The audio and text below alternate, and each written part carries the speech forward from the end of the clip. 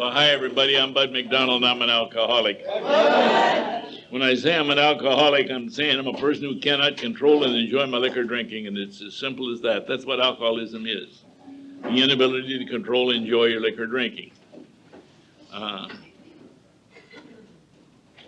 came into Alcoholics Anonymous out of jail, read the book while I was in jail. Why, I don't know. The judge made the comment when I went to jail that time that this man seems to have quite an alcoholic problem, and I thought he was crazy.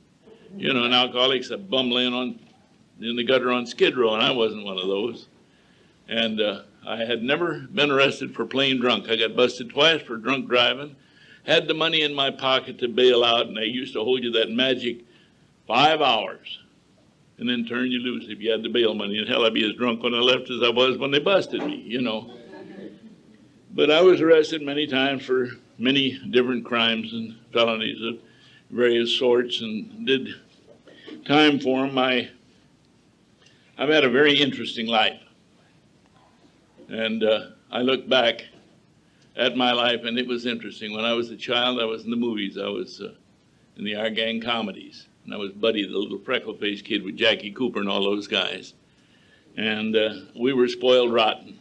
People just, you know, you'd have thought we were president of the United States or something. They really, everybody just kissed our butt. I'd sneeze, and I'd get my paper, the name in the local paper, the child star ill, you know. This is what that did for me and my mother and father.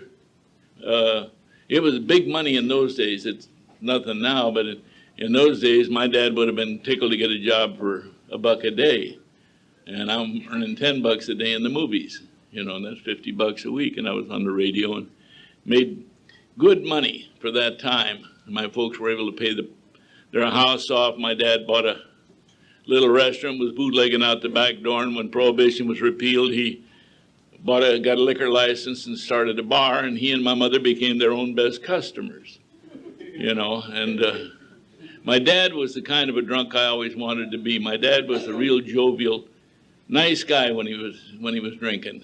Cold sober, you ask him for a dime to go to the show, and he'd tell you he didn't have it. If he had a couple of drinks, he'd say, he'd give you a quarter. You know, this is the kind of drunk he was. My mother was just the opposite. Sober, my mother was the sweetest, kindest person in the world. But you give her a couple of drinks and she could start a fight in an empty room. I mean, she was a violent drunk. Used to scare the shit out of my brothers and I, you know. And this, I remember one time down in San Diego or in Tijuana. They went down there because it was Prohibition days up here, and they had the cantinas down there. And my two brothers and I, they had an old 1921 Dodge that was about as tall as a goddamn streetcar, one of them great big old square boxes. We went down there, and we kids, under the threat of death, I think, had to stay in the car while they went into the cantina and got drunk. And coming home, my mother was beating on my father and cursing him and all kinds of stuff, you know. And my brothers and I were in the back seat, just frightened as little kids could be because of this action going on up there. And I used to think, boy, I don't ever want to be that way. And yet I wound up that way because I found booze, and booze had become my best friend. I was about 12 or 13 years old. My parents had been divorced or separated by that time and divorced, and my mother took my two brothers and I and ran away from the movies and everything else and took us up to Oregon. She had an aunt and uncle up there she thought would take us in. And we got up there and they pointed to the berry fields and says, go and sin no more, you know. And we went out and became fruit tramps, picking berries. Here she is with 3 little kids, 3 little boys, and my kid brother was too small to do any good. And so my older brother and I, and my mom picking berries, kept us alive at that time. And people would say, you know, my mother or somebody would say that he used to be in the movies. Why ain't he in the movies now? And I used to wonder, you know, why ain't I? What's wrong with me? There must have been something wrong with me, for I'm no longer being spoiled. I'm no longer the center of attraction. What's wrong with me? And this is the way I felt. And I was afraid. I was afraid to fight. I was afraid to do anything, you know. And my older brother, we came back to California, and my mother recovered the house. My dad took off, and and luckily it was paid for, so we didn't get evicted. All we had to do was sweat the taxes out on it, which were minimal in those days. And my two brothers and I, we hung around with each other a little bit. My older brother and I never did get along. He wanted to be the boss. He was the father figure because he was no longer there, and he wasn't quite 2 years older than me, and I was the same size as him, could kick his ass anytime I wanted to. You know, but he wanted to be the boss, and we never did get along. My kid brother and I got along real well. But I hung around with my older brother and his crowd because I wanted to be with the older guys. And we had a guy in our neighborhood named Forrest Dawson, and old Forrest, I think he started shaving when he was 7. And by the time he was 13, he looked like he was 35, and he could buy booze. You know, he could go to had a little winery down on Florence Avenue over there that he could go down, and you used to take your own jug, and for 39 cents, they'd give you 2 quarts of wine, you know, and in this half-gallon jug. And we get half Muscatel, half Tokay. And we called it toothpaste. Well, I guess I'll brush my teeth. And that was the thing to do, was be able to lift that thing up and put your finger in here and do it like that, you know. And so among my brother's friends was a guy named Harold Butler. And this guy used to pick on me all the time. He used to pinch me and punch me, and I was scared to death of him. He was bigger and older and stronger than I was. And I was his favorite object to harass. And one day, I've had 4 or 5 slugs of this toothpaste this wine that we call toothpaste. Well, I brush my teeth, you know. I had 4 or 5 slugs of this stuff, and Butler showed up. And I was always afraid of him, but he did something that upset me, and I smacked him in the mouth. And he come after me like he was going to kill me, and he could hit me, and it didn't hurt. For the first time, I wasn't afraid of him, and I kicked his ass. And I had found what I needed that removed the fear I had of that guy. And this is what booze did for me. And I liked the effect I got from it. Never did care for the taste of it. I puked up about half of everything I ever drank. And because I never did like the taste, but I loved the effect that I got from it. And I'd drink booze, and I would be smart, good looking, ladies' man, you know, go to the dances, and I'd be cold, sober night. Shit, I couldn't dance. This is in the jitterbug days. Couple of drinks, and I thought I was Fred Astaire, man, you know. And this is what booze did for me. But it also got me into trouble. It got me kicked out of Bella High School. I and a couple of guys, it was just a big joke, you know. We locked the gardening teacher in the tool shed and set fire to it, you know. So they sent us to Reese High School. Never let me come back to Bell. The other 2 guys, they let them come back to Bell, but they'd had enough of me at Bell High School. And so then I took off one summer, and I and another guy, and we went to Washington. Oregon and Washington were hoboing all over the West. And we wound up broke and tapped out way up in Okanogan County, Washington, and I stole a car. And this buddy of mine didn't know how to drive, but I let him drive anyway, and we got caught. But in the meantime, we had robbed a service station. We stopped, we were about out of gas, and we stopped and got some gas from one of the old things we used to have to pump the gas like that, you know. And my buddy's out there shooting the shit with this guy pouring gas in the car, and I went in there to steal some candy bars or something because we were hungry, and I went behind the counter, and he had a gun back there. And so we held him up, locked him in the toilet, and we took off. Well, we get caught. They take us down to Chelan, or the Chelan County Jail up down at Wenatchee, and they send up to Okanogan for somebody to come down and get us. And the deputy sheriff, great big dude, and the sheriff's son came down, one to drive the car we'd stolen back, and the other to drive the police car. So this deputy is in the police car. I'm in the car we stole. They got us handcuffed and with a belt and a loop on it. And the belt's buckled in the back. You can't get loose from it, and I'm sitting there.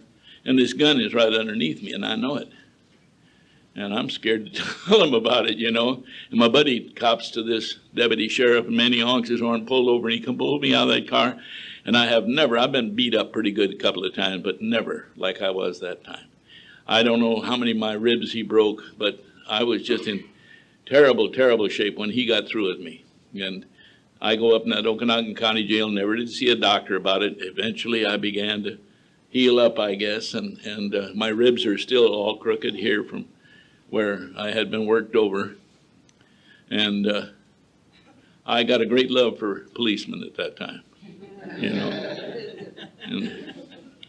And so that was my first time of doing any time. I went to reform school for that.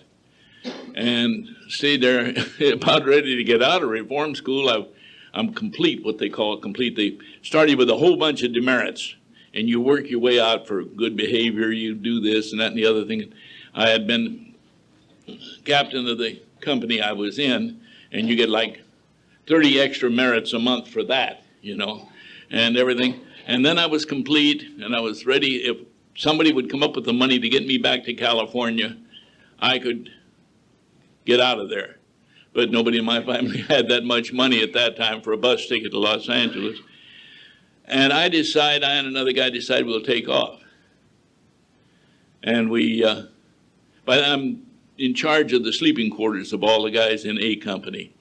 And I'm the night watchman. I get to sleep during the day, and I'm up supposed to be watching them. And this guy and I, we snuck out down at the back of the place, went over about a 10-foot fence, and on the way down, I jumped backwards and I broke my ankle.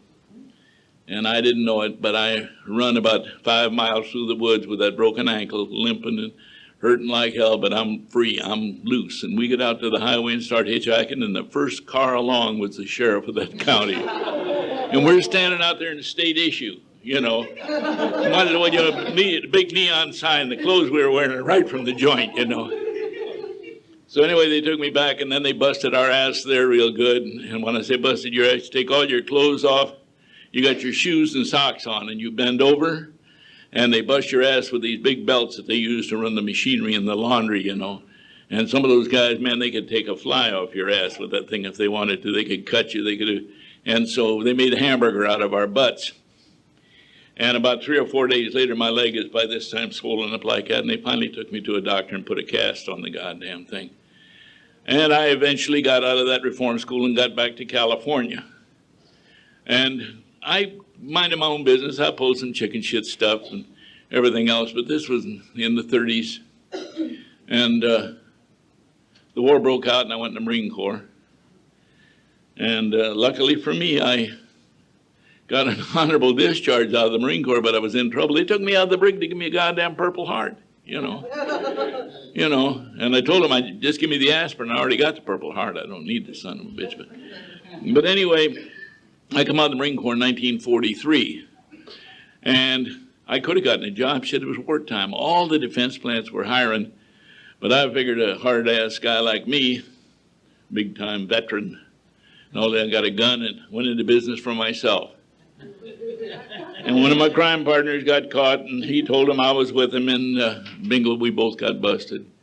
Went to the joint, got out, went back 6 weeks later. Just, you know, I was still same cellmate, same room, everything, you know, on the same job. They knew I was coming back, you know. They saved it for me. And I got busted in the joint again for bootlegging. We're making Pruno in the goddamn powerhouse in hip boots. Now, if you think something's good to drink, you try some of that Pruno made in rubber hip boots. Jesus Christ. And anyway, they shipped me over to Folsom, and I come out in 47. And I didn't quit committing crimes and shit like that, although I didn't get caught at anything that I did. You know, I was real lucky. And I went to work. I drove truck, and I got some good driving jobs, and I run the Alcana Highway the winter of 47, 48, and made a lot of money there, and went on one of the greatest drunks I'd ever been on in my life. And I went down and bought a brand new Buick, paid cash for the son of a bitch, still had about $5,000, and I headed for LA via 395, Reno, Nevada, all that. And between the whorehouses and the gambling joints, when I got to LA, I had to refinance that car.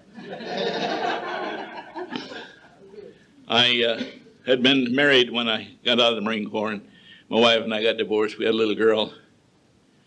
And things were just all screwed. I was always in trouble. I always felt different. Didn't know why. But I liked booze. Booze made me feel all right. And I could be a nice guy and make friends and stuff like that and borrow from them and then lose them real quick like, you know. And I clipped and clouted everybody I knew, it seemed like. And in 1952, I got busted on another beef for robbed the Southern California Gas Company. In those days, they used to go in and pay their money in cash, you know, and there weren't a lot of checking accounts or anything like that. It was like a bank. And so anyway, I hit this place and got about $6,300 and another great drunk. And a crime partner of mine squealed on me, and it's kind of weird. I was never caught in the commission of a felony. Always somebody else had been with, you know. But I had done the deed, and when this guy copped out on me and turned state's evidence, I wanted to kill him. And I think if I could have gotten a hold of him right then, I would, but he did me the biggest favor anybody ever did me, you know, because I went to jail, got an attorney this time instead of a PD. And they gave me 6 months in jail, and I had to make restitution of the money that I'd stolen. Now, man, that is punishment. Because come out of jail, you're broke, unemployable, unacceptable among your people, and you owe all of this money. And I owed that $6,300 to the Southern California Gas Company and a bunch of other money, and probably 10 grand altogether that I owed. And I wouldn't have been too bad if I'd owed it to, you know, 5 or 6 or 7 people and could have made a deal to pay it off. But I think I owed 10,000 people $1 each. And they all wanted it right now and couldn't understand why I couldn't pay it. But I had read the book. The judge made the comment that this man seems to have quite an alcoholic problem. And where he got that was from people that I'd asked to write letters for me and asking for leniency and all this kind of shit, you know. And apparently their idea was that Bud's a pretty good guy, except when he drinks, and he drinks too much. And so the judge made that comment, this man seemed to have quite an alcoholic problem. And that's the first time I'd ever had that connected with me. So while I'm doing this 6 months, and sometime in the last week or two that I'm in jail on that 6-month deal, I read the book, Alcoholics Anonymous, and I didn't purposely read it. I just had seen it in the bookcase, and I'd read everything else that was in the bookcase except Alcoholics Anonymous. They had 4 or 5 copies of the book in those bookcases. And nobody else was in the barracks, and I'm in there for stealing. I got stature. You know, in jail there's a very definite social strata. And at the top of that social strata, I was in jail with Three-Wheel Car Davis, the guy that swindled millions of dollars from people with this three-wheel car scheme. And everybody would say, hey, that's Three-Wheel Car Davis. He stole over $1 million. Doesn't occur to him that the asshole's in jail, you know, I mean, such a good guy, you know. And Lloyd Samsel, the yacht bandit. I was in jail with Lloyd, and everybody looked at him, and he'd steal a yacht in San Diego and sail it to Seattle and change all the numbers and everything else on it. By the time he got there, he'd sell it, and then he'd steal another boat in Seattle and bring it to Portland, do the same thing coming back, you know, and he was just trading in boats back and forth, stealing them all over the place. Hey, he's sharp, but he's in jail. And this is the mentality. And I was a thief, and I had stolen enough money that I had status. In jail, in those days especially, even the junkie, even the hype, would throw up his pinkies and say, thank God I haven't sunk that low about the alcoholic. And yet, I'm reading this book, and this book describes me and the feelings that I had. It described the kind of a person I was. And it really bugged me. I couldn't understand it. I came out of jail that day. I was unemployable. I had burnt the bridge behind me on every job I'd ever had. Never held a job a year in my life, but every job I'd ever had, I had burnt the bridge. I couldn't go back and say, hey, could I have my job back? They'd tell me you left my truck behind a whorehouse or a goddamn bar someplace or something, you know. And nobody wanted anything to do with me. Didn't know what to do about work. My brothers wanted nothing to do with me. My older brother that tried to boss me around when we were kids, I clipped and clouded him in every direction. I took his credit card and went to Florida and back on the goddamn thing. I stole his golf clubs and sold those. He couldn't prove it, but I did. When my mom wasn't home one time, I hawked all her furniture to a finance company for $600, and he had to pay it off to keep me from going back to the joint and my mom losing her furniture. And he tore the sheet there, and it was 8 years before we ever spoke. 4 years before and 4 years after I came into Alcoholics Anonymous. My kid brother, I'd helped him. He and I were in the Marine Corps together, and we were tight. And I helped him a little bit when he went to college. And I had some bucks at that time and helped him when he was going to college, and I never let him forget it. Boy, if it wasn't for me, you wouldn't be where you are. He was an airlines captain. Flew for Eastern Airlines for 38 years. And he finally gave up on me. I'd call him for bail money. I remember one time he brought a plane out here for, I don't know, maybe Eastern, who he was flying for or something. He took a plane for another company back to New York. But anyway, he goes to my mom's place, and where's Bud? And she says, I don't know, he's probably hanging around one of those bars down there, Gage and Atlantic. And so he comes down there, and he walked into the Rex bar, and he asked Swede, the bartender, he said, you know Bud McDonald? And he says, who's looking for him? And he says, I'm his brother. He says, well, you must be the one from Florida, because I know the one from up north. And he says, yeah, well, he says, he passed out in the back booth back here. And I was. He got me up, and man, he had money, and the party started, you know. Sometime later, I needed bail money again, and I sent him a telegram, collect, send me bail money, care of the Rex bar. And he sent the money. But the message with the telegram was, what booth are you sleeping in now? You know, he remembered that. But he finally turned me down. Every friend that I'd had, I'd clipped or clouded, lied to, lied about, done something that I was ashamed of to them.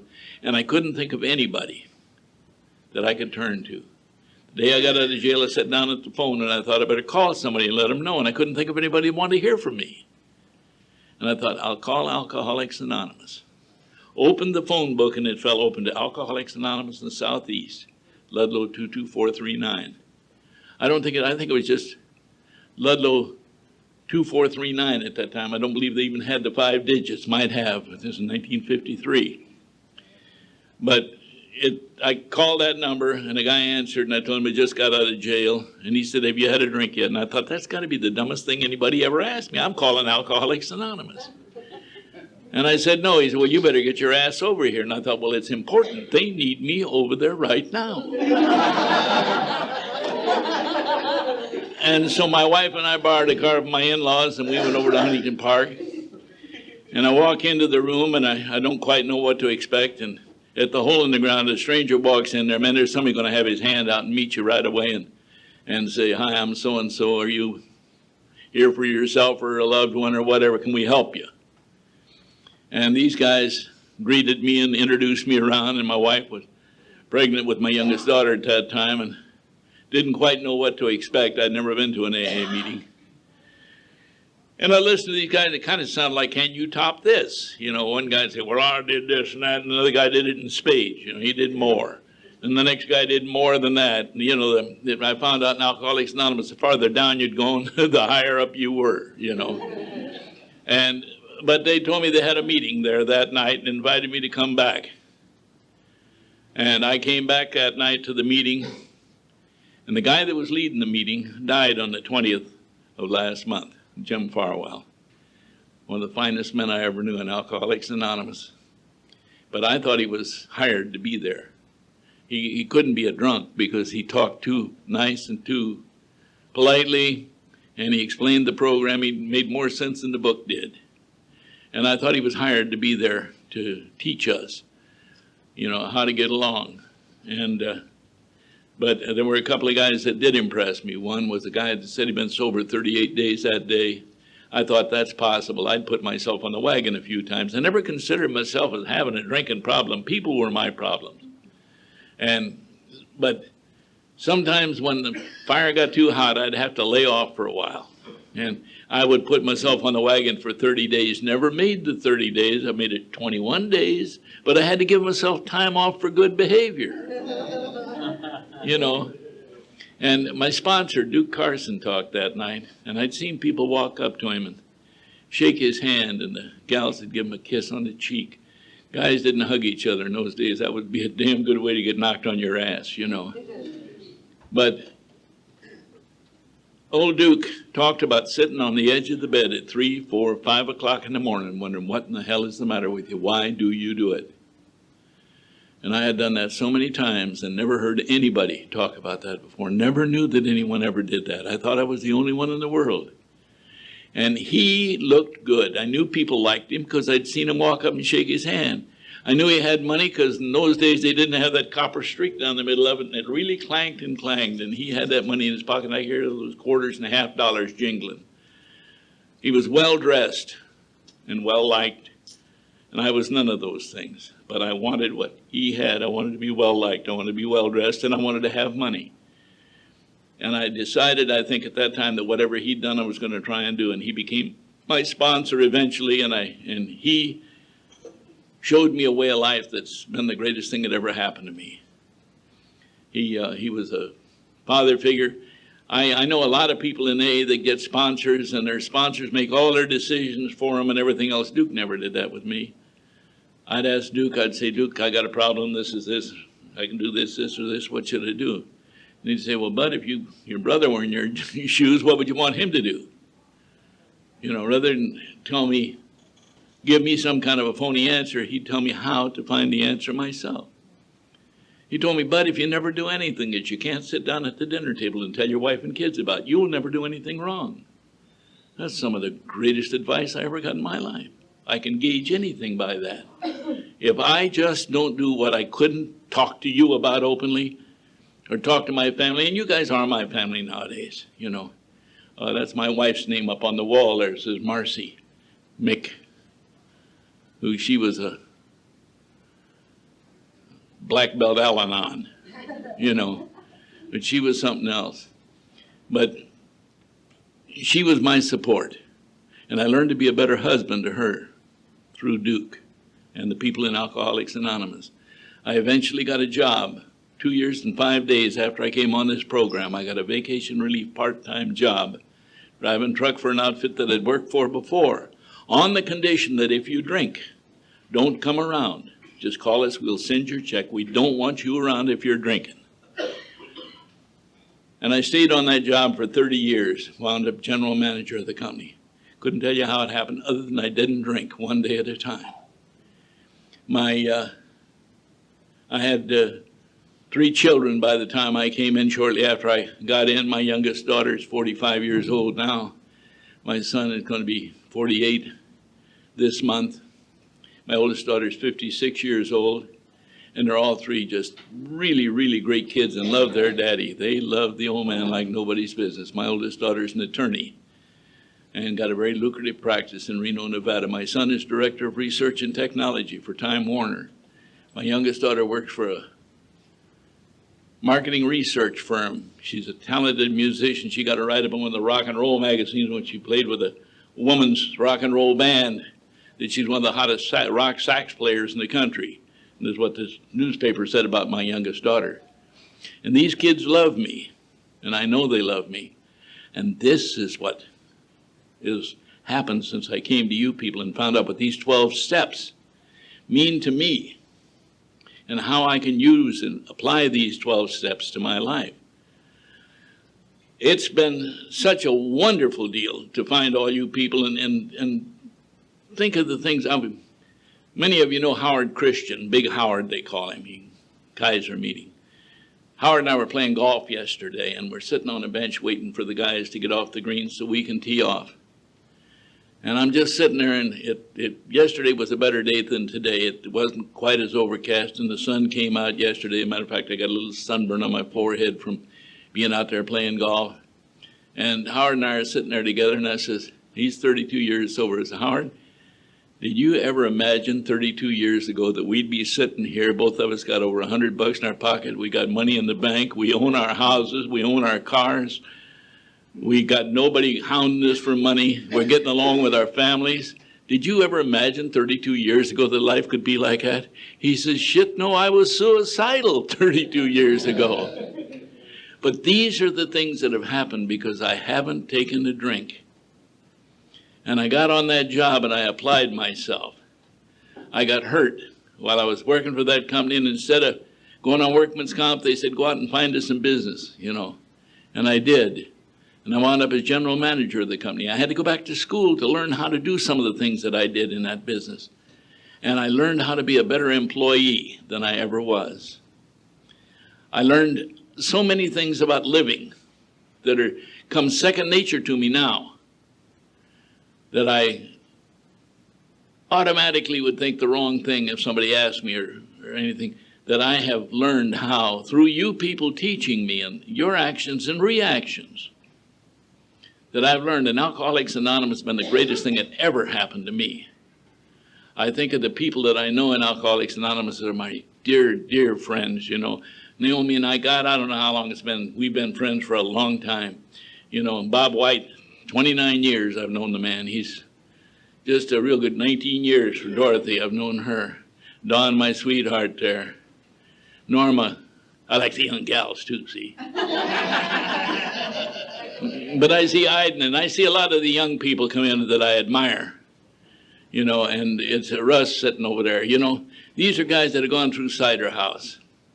And since I've been sober in Alcoholics Anonymous, I was sober 10 years, and a probation officer from Huntington Park over at that Walnut Park probation office, between he and my sponsor, Duke, took it upon themselves to have all my felonies taken back to court, the guilty pleas removed and the not guilty pleas entered, and all my citizenship rights have been restored to all intents and purposes. I am not a convicted felon because of this program and because of you people. You know, I didn't even know it was happening. They did it because they weren't sure they could get it done, and this Brownie got it done. This is one of the benefits that, you know, because I would work with his babies.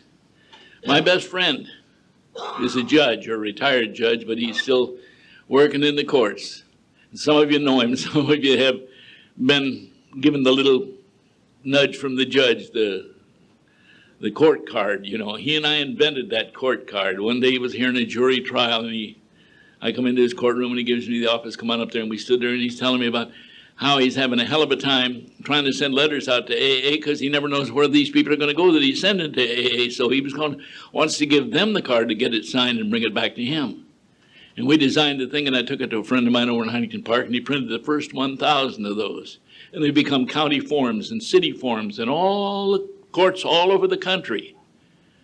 That court card was right here in the Downey courtroom. Is where it got started. If you ever come to my house, in my living room, I've got one of the first 1,000 cards with a note on it from Judge Emerson that he gave to me, and it's framed there, one of the first court cards. Now, this is because I stayed sober in alcohol. I was best man at his wedding. And that's pretty weird that a judge and an ex-convict can be best friends, you know. But these are the good things that have happened, and this is the benefit of staying sober. Keeping my nose clean, quit screwing with other people, and quit fighting and arguing and all this kind of stuff. You know, I found the greatest argument stopper is the two words, I'm sorry. You know, I shouldn't have said what I did, or whatever it happens to be. Instead, I got to be right. I can be wrong, and I can apologize. And it keeps me out of trouble with you, and when it keeps me out of trouble with you, it keeps me out of trouble with me. And it's all through these 12 steps. The first 3 steps are the ABCs after the things, you know, that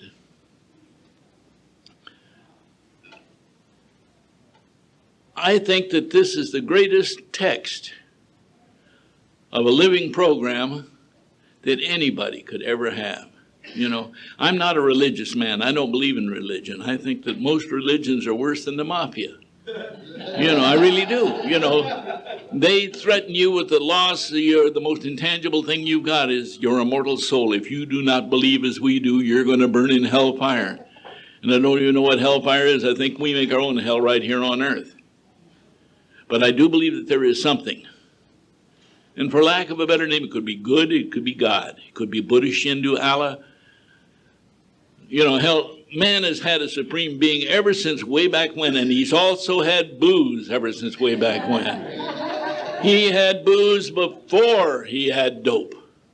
Dope is just an added kicker, you know. It's a little higher high, maybe, you know. But the Zoroastrians had booze way back then. Noah, when he landed on Ararat, the first thing he did was planted a vineyard so he could get some grapes to stomp and make some wine. You know, it's out there and it's available. There's liquor stores all over the goddamn place. I can drink if I want to. It's legal to sell it, legal to drink it, legal to buy it. But I choose not to because I've learned these things in Alcoholics Anonymous, that I am a person who cannot control and enjoy my liquor drinking. And if you want what I have, the peace of mind, you know, I'm not rich by any stretch of the imagination, but I bet you I don't die of starvation, you know. And I got friends. I got people that I love and they love me. I look at around this room and see the people. I see Carl here. I see Michael here. I saw Michael when he came in. I used to pick him up over there in Firestone, have him walk across the street, and I'll pick you up on the other way because I have to swing around out of the way from my house, but we got over to Cider House, right, Mike? See, and I see that the people here that from way back when, I see Paul, I remember he was about, you know, but he's one of the prides. He's one of the prides that this has happened, you know. And it's been just a wonderful, wonderful trip for me to be sober in Alcoholics Anonymous. And if you want what I have, this enthusiasm, this love for my fellows, you're welcome to it because it's in this program and it's with you people. And it's here. It's in the book, Alcoholics Anonymous. Read the book if you haven't. Reread it if you have. It's in the book. If you'll read page 112 in the book, Alcoholics Anonymous, the first 3 words will tell you what to do.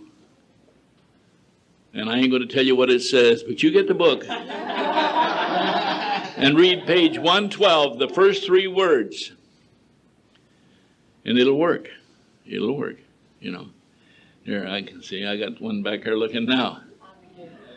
That's good. But tell them what it says. First 3 words on page 112. Read this book.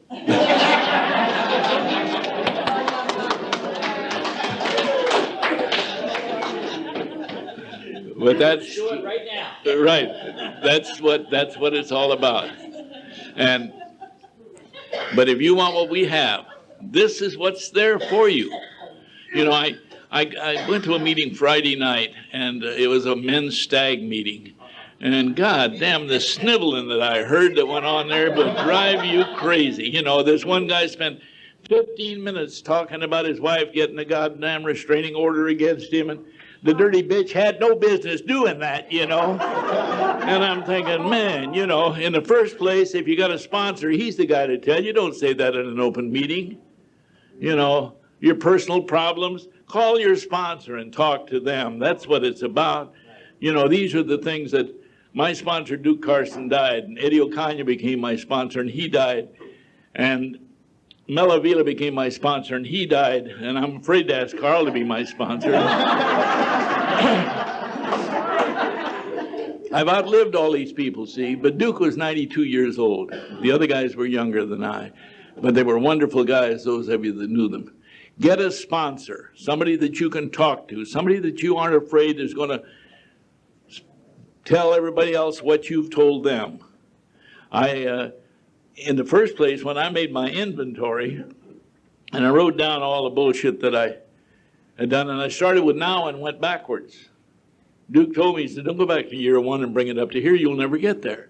Start with what's bothering you right now, and what is there about yourself right now that you don't want to tell anybody, you don't want anybody to find out. And that's what I started with. I've still got that same nickel notebook pad. I've heard people say, you're supposed to burn it. Bullshit. I look at it and I add to it. When I find something in there that I've done that bothers me, I'll write myself a promise. I'll never mention that in anger again. And I can keep that promise to me. I don't have to make the promise to you. And I write those things down in that thing. And it's a real junky thing. You know, and after the statute of limitations is run out, it's pretty easy to say, man, I stole a freight train. You know, that's a pretty goddamn big thing to steal.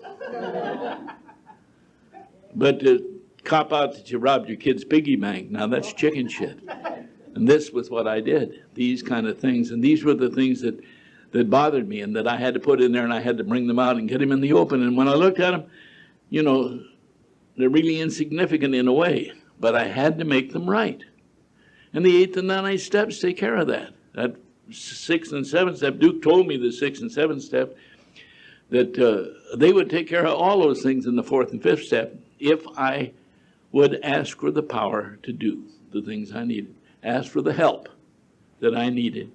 Because admitting that I had these character defects is fine, but I got to ask for the help to get rid of them, because I couldn't do it by myself.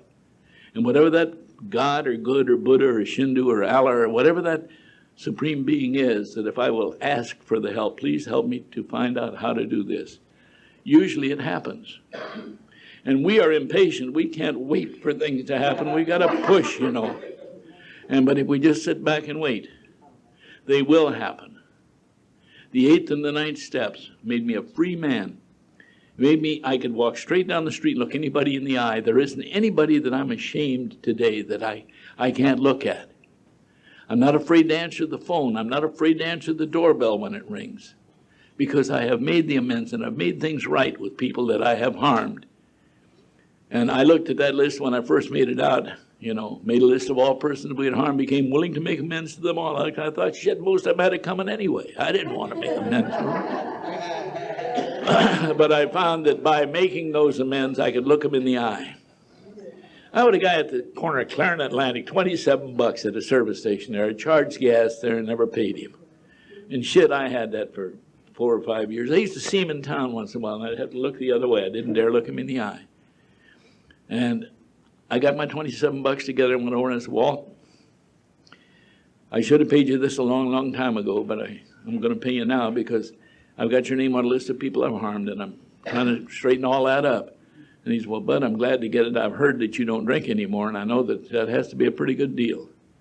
And you know, I could go buy gas in his station again. He wouldn't give me credit, but I could go buy.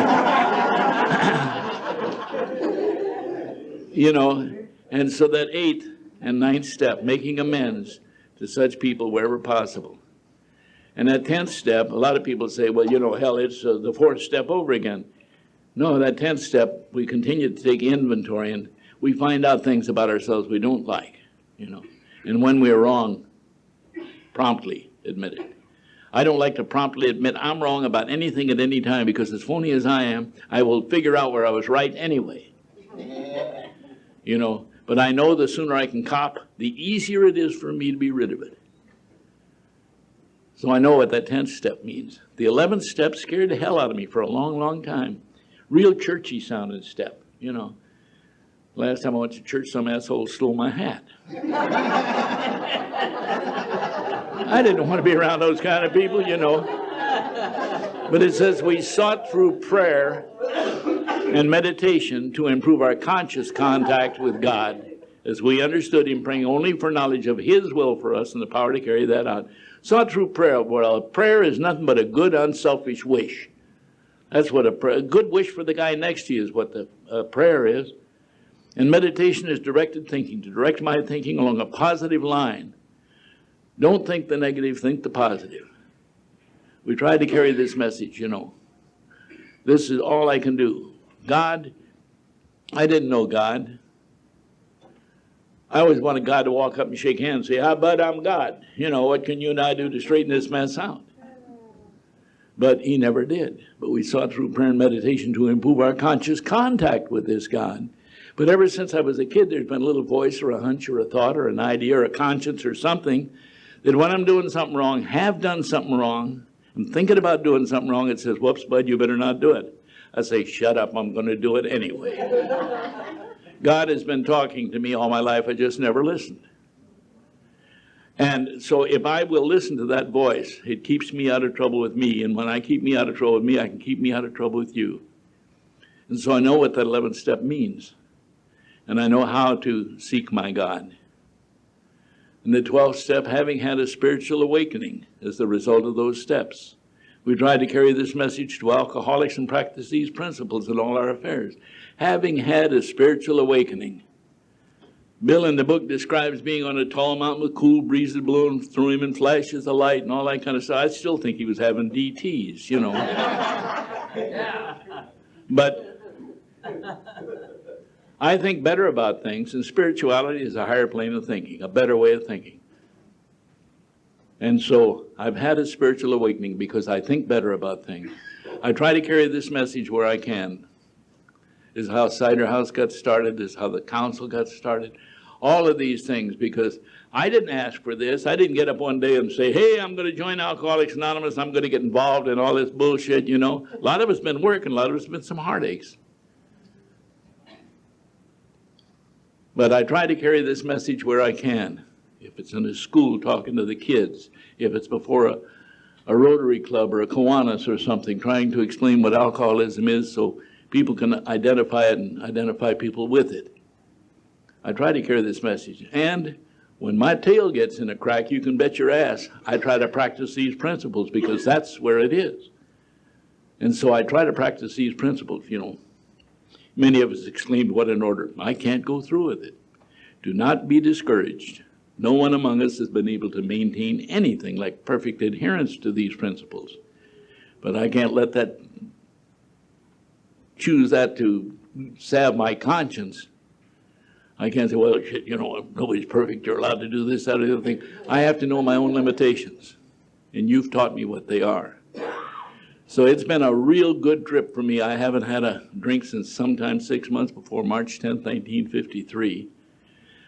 And I'm in pretty good shape for a 78-year-old man, I'll tell you. You know, I played golf yesterday and today, and played pretty good. Made a little money. These guys I gamble with, we play for quarters. But I got some quarters in my pocket, you know. And so it's been a real good deal for me. It's been a real good deal for the people who love me and the wife that I had for 46 years. You know, we were married 3 years with me drinking and 43 years with me sober. And sometimes that 43 years of me being sober was worse than the 3 years of drinking, because I used to could hold that over somebody's head. But God gave me that woman for being the best friend I ever had in my life. You know, and I feel her close to me. And it's because of you people in this program that I'm able to have these things. We had a guy at the Hole in the Ground for many years named Charlie Paramount. And old Charlie was going blind when he came to Alcoholics Anonymous. He was afraid he wouldn't understand everything there was to know about it. So while he could still see to read, he memorized the book, Alcoholics Anonymous, knew every word in it. If any of you have heard, who's our black friend from, oh, shit. That's what you, but anyway, he knows the book too, but Charlie Fairmont did. And you asked Charlie a question about any problem you were having with living, he would always refer you to the book, and he'd say, on page so-and-so it says, and he would quote verbatim what it said, and then he'd say, and this is what it means to me. And it would be a way that you could find the answer to the dilemma that you had. And when Charlie died, I stole the closing to his pitch because I think it's good and I think it's important. Charlie closed every pitch he ever gave with this little bit of wisdom, that medical people say that Alcoholics Anonymous is the greatest medicine on the face of the earth. Religious people say that Alcoholics Anonymous is the greatest religion on the face of the earth. I say that Alcoholics Anonymous is the greatest thing on the face of the earth, and no drunk should be without it. Thank you.